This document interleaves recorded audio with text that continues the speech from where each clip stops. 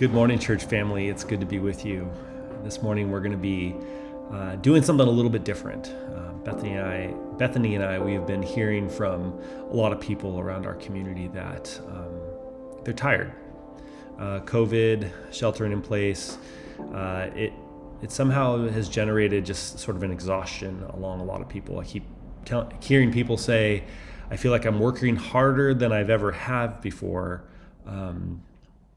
And yet I'm at home and I'm working from home, but there's this sort of like exhaustion that seems to be occurring with people. And this morning, as I was doing some prep, I was thinking about the Israelites when they were wandering in the desert, actually several times when they were in exile, and trying to sort of hear the voice of God and wondering where God was in the midst of things. And one of the commandments that they always came back to was to make sure to take a Sabbath, to Sabbath from the Lord. Sabbath is a weekly day of rest in which we cease from our weekly tasks and pressures in order to rest and be refilled. In fact, the term Sabbath, it comes from the Hebrew term Shabbat, which means to cease or rest. We'll notice in the commandments, in 6 days the Lord made the heavens and the earth and the sea and all that was in them, and he rested on the seventh day. Therefore God, the Lord, blessed the Sabbath and made it holy. So God felt so strongly about the need for a weekly day of rest that he called all of Israel to observe Sabbath rest once a week. On the Sabbath, we're called not only to cease from working, but also to empty ourselves of our need to accomplish and produce and worry about our lives for one day so that we can be refreshed and refilled. It's a day for us to stop working towards becoming and simply focus on being. And then one of the benefits of Sabbath keeping is that we learn to let God take care of us, not by becoming passive and lazy, but by giving up our attempts to control our own lives and simply resting in his provision. Now, there's this idea that we somehow have to have everything in place to really rest. Like if I got to go on vacation, I've got to get out to the woods, I've got to, whatever that thing is that sort of draws you, and those are important as well. But also we can find rest in the midst of the chaos that we're experiencing.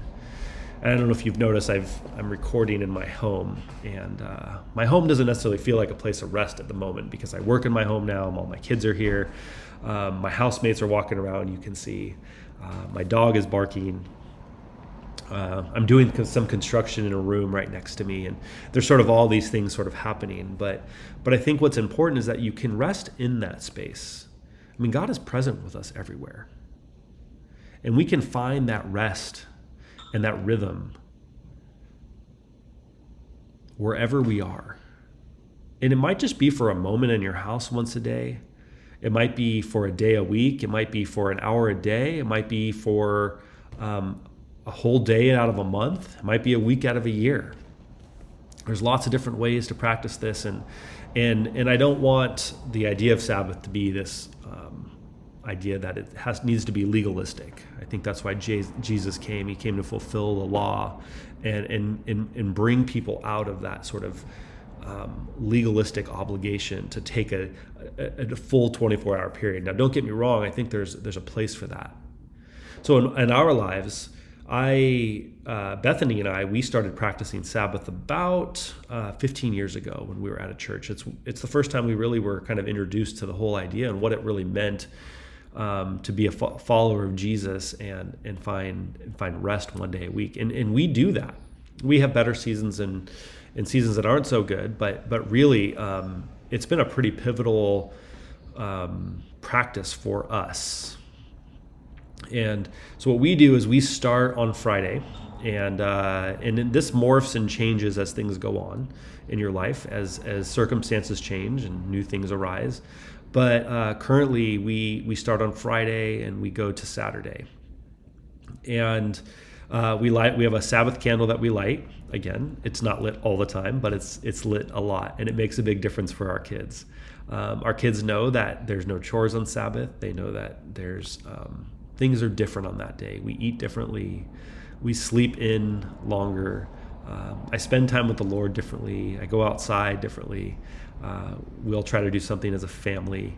And you might think, oh, those are just like really good things to do. And yes, they are, but they're also really important things that God has set for us. Those places that really can refill us. And so if we look back at the Hebrew scriptures and we look at how time is understood, God created for 6 days and then he rested. We started out of creation from a place of rest. We started from a place of rest, and then we worked. And that's the difference in Western culture. We will often work and then we rest. But the idea of Sabbath is that you start your day from a place of rest.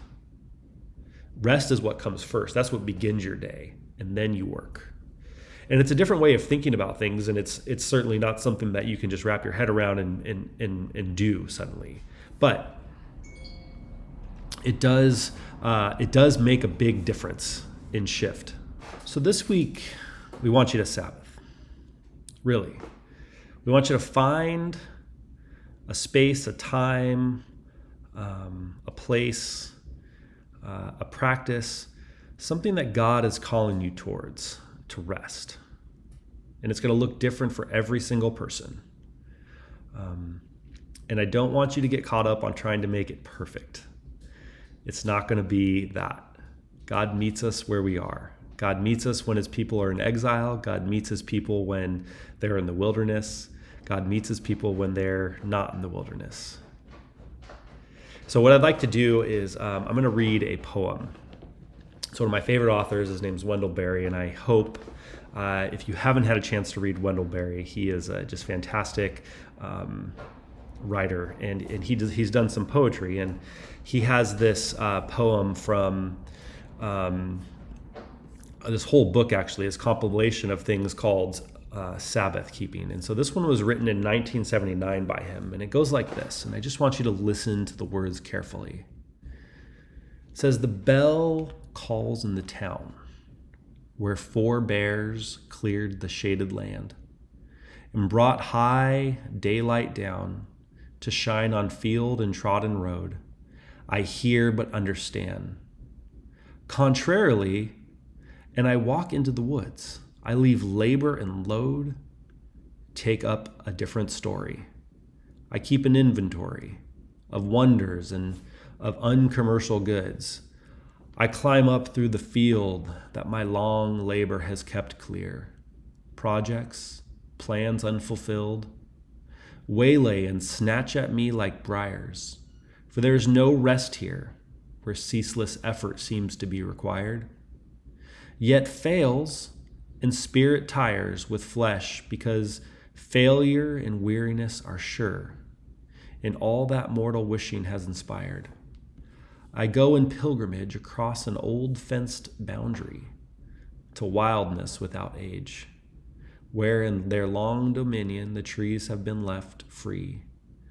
They call the soil here Eden, slants and steeps hard to stand straight upon, even without a burden, no more a perfect garden. There's an immortal memory that it keeps. I leave work's daily rule and come here to this restful place where music stirs the pool, and from high stations of the air fall notes of wordless grace, strewn remnants of the primal Sabbath's hymn. And I remember here a tale of evil twined with good, serpent and vine, and innocence of evil's stratagem. I let go a while, for it is hopeless to correct by generations' toil, and I let go of my hopes and plans that no toil can perfect. There is no vision here but what is seen, white bloom nothing explains, but a mute blessedness exceeding all distress, the fresh light stained in hundred shades of green, uproar of wheel and fire that contained us like a cell, opens and lets us hear a stillness longer than all time, where leaf and song fulfill. The passing light Pass with the light, return, renewed as in rhyme. There's no human vision subject to our revision. God's eye holds every leaf as a light is worn. Come on now. Ruin is in place here. The dead leaves rotting on the ground, the live leaves in the air are gathered in a single dance that turns them round and round. The fox cub trots his almost pathless path, as silent as his absence. These passings resurrect a joy without defect, the life that steeps and sings in ways of death. Church, this is for you. It's for you to find rhythm in the Sabbath. What you're going to see is we're going to attach a small Sabbath guide that has some of the things I've talked about. I encourage you to download it, look at it, pray over it, and you can use it or not. But we do encourage you to find a place to rest this week.